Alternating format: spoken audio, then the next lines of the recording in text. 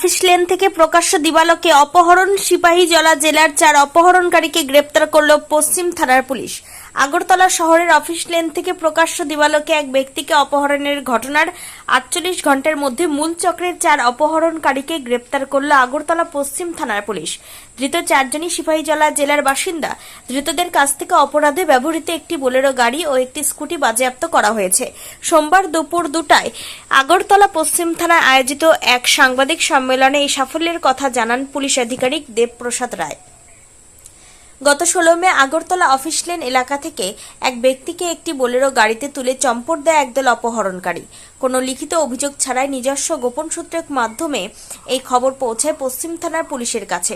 অপহরণের পর অবশ্য অপহরণকারীরা ওই ব্যক্তিকে কিছু দূর নিয়ে গিয়ে ছেড়ে দেয়।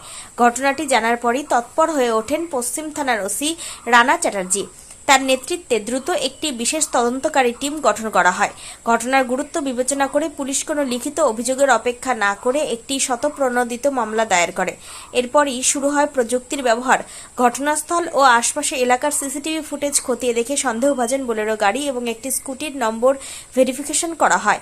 সেই সূত্র ধরেই পুলিশ সাঁড়াশি অভিযান চালিয়ে ঘটনার সঙ্গে জড়িত 4 অপহরণকারীকে জালে তুলতে সক্ষম হয়। সোমবারের সাংবাদিক সম্মেলনে পুলিশ আধিকারিক দেবপ্রসাদ রায় আরও জানান, প্রাথমিক জিজ্ঞাসাবাদে জানা গেছে যে অপহৃত ব্যক্তি এবং অপহরণকারীদের মধ্যে আগে থেকে গভীর আর্থিক লেনদেনের সম্পর্ক ছিল। মূলত টাকার ভাগ বাটোয়ারা ও বকেয়া আদায়ের জেরে এই অপহরণের ছক কষা হয়েছিল। তদন্তের স্বার্থে এবং এই অপহরণ চক্রের সঙ্গে আরও কেউ জড়িত রয়েছে কিনা তা খতিয়ে দেখতে ধৃত 4 আসামির নাম ও বিস্তারিত পরিচয় এই মুহূর্তে সংবাদ মাধ্যমের সামনে প্রকাশ করেনি পুলিশ। ঘটনার গভীরে পৌঁছাতে ধৃতদের আরও জিজ্ঞাসাবাদ করা হচ্ছে বলে পশ্চিম থানা পুলিশ সূত্রে জানা গিয়েছে।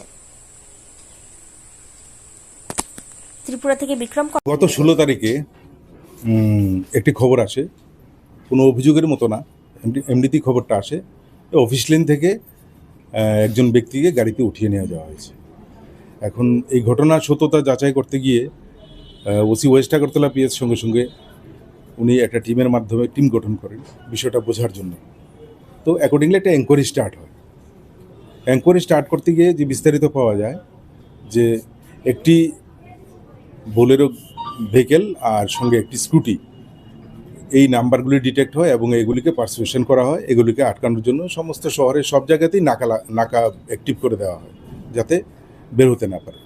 তো ফাইনালি কি হলো, একটা জিনিস পরিষ্কার জানা গেল যে কয়েকজন ব্যক্তি, বা ব্যক্তি বলা ঠিক না, দুষ্কৃতিকারী বলা উচিত, তারা একজন ব্যক্তির সাথে জোরপূর্বক তার সাথে প্রথমে কথাবার্তা বলে তারপর ওকে জোর করে গাড়ির মধ্যে উঠিয়ে নিয়ে যায়।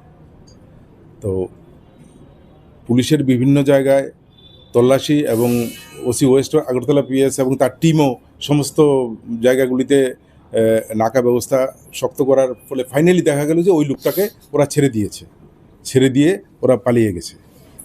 ওদের সমস্ত তথ্য একসাথে তথ্য পাওয়ার ভিত্তিতে এতটুকু বোঝা যায় যে 3-4 জন থেকে হয়তো একটু বেশি হতে পারে, 5-6 জনও হতে পারে। তো তারা এই লোকটিকে জোরপূর্বক কিডন্যাপ করেছিল এবং ফাইনালি ওকে ছেড়েও দিয়েছে। তো ওই গ্রুপের 3 জনকে অ্যারেস্ট করা, টোটাল 4 জনকে অ্যারেস্ট করা হয়েছে ওই গ্রুপের, যাদেরকে আজকে কোর্টে পাঠানো হবে রিমান্ডের প্রয়াস সহ।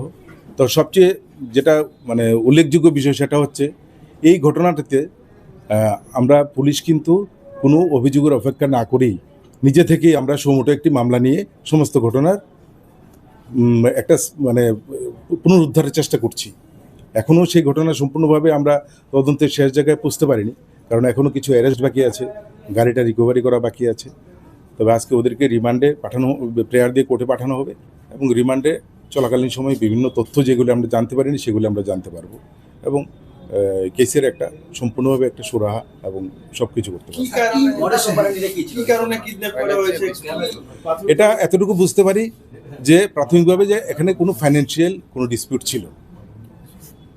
তাদের মধ্যে কি আগে কোনো এগুলি তদন্ত সাপেক্ষ ব্যাপার, এগুলি আমরা এখন বার করতে পারি। তবে এতটুকু ঠিক মানে ওরা যে একজন আরেকজনকে মানে ভিকটিম এবং ওদের সাথে যে ফার্স্ট টাইম পরিচয় হয়েছে তা না, ওদের সাথে আগেও যোগাযোগ ছিল। ভিকটিম এবং যারা আক্রমণ করে সবাই কি বিশাল করেন বাড়ির? এটা সিপাহীজলা এলাকার লোকও আছে সিপাহীজলা ডিস্ট্রিক্টের লোক বলবো, আমি কোনো পার্টিকুলার কোনো জায়গা বলবো না। এই আর কি টোটাল। একটা নাম শোনা যাচ্ছে যেটা নাকি ছড়িয়ে যাচ্ছে, বিশালগড়ের বাসিন্দা। সে কি এই ইটালিতে মাস্টার মাইন্ড বা ওকে কি গ্রেপ্তার? বিশালগড়ের লোক যেটা বলছেন আমি জানি না আপনারা কার নাম বলছেন, তবে আমি এতটুকু বলবো এই টোটাল ঘটনার মাস্টার মাইন্ড বিশালগড়ের লোকটাই, এবং ওকে আমরা অ্যারেস্ট করবো। করবো। এটা সবাই সবার মতো করে তদন্ত করে, তো আমরা আমাদের তো কি লেনদেন বা কোনো কিছু অন্য কিছু ফাইন্যান্সিয়াল ডিসপুট তো মানেই এটা আর্থিক, এটাই তো ইনভেস্টিগেশন।